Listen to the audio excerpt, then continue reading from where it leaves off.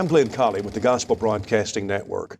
One of the things I've enjoyed doing through the years, from time to time, is finding men I think are very interesting or distinguished in some way in their preaching and bringing them to the GBN studio to just talk, just hear them talk about their lives and about stories. One of the things that's greatly interesting to me is the fact that there was a time a few years ago, not too many, when debating was a very common practice. It wasn't uncommon at all for crowds of people to gather together to hear two of their preachers who disagreed about some matter of faith, to debate. And those days, sadly, are almost altogether gone. But there are memories that we need to keep fresh and so much to be learned. And so I've invited Alan Hires to come and tell stories about debates. And in several segments here on GBN, we're going to be talking about the stories of the Hires debates. I hope you'll enjoy them.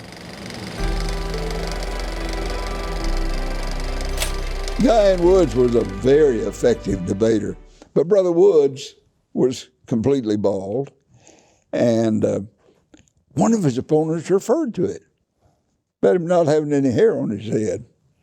And I remember that when Brother Woods came back, I think this might have been in a debate with a man by the name of D.N. Jackson, who was a very effective Baptist debater. He said, "Friends, what Mr. Jackson is worried about is not what is not on top of my head. What he's worried about is what is inside of my head."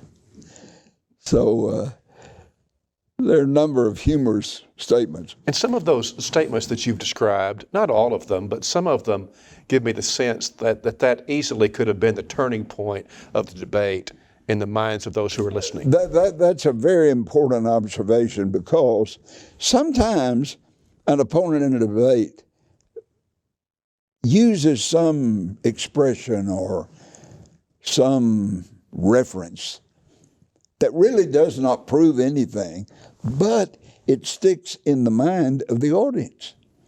So it becomes important to respond to it.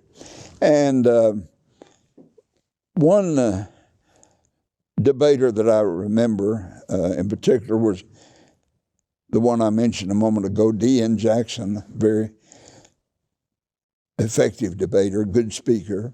I never heard him in person, but I've heard him on tape recordings. He made fun of the thought about baptism. He said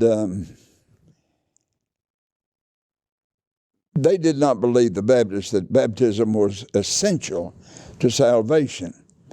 He said, talking about members of the Church of Christ, they believe he who lives nearest to the creek lives nearest to the Lord. Well, now that didn't prove a thing, but some people would hear that, and they would think about it. So as I remember, it was Brother Guy Woods who came back and said, well, you cannot be a Baptist without baptism. They do not believe it's necessary for salvation, but they do believe it's necessary to become a member of the Baptist church. So I guess he who lives nearest to the creek lives the nearest to the Baptist church. So just a very simple... It took all the air out of that balloon, didn't it? Yes. Just a simple little response, but enough, as you say, to let the air out of the argument. Yes.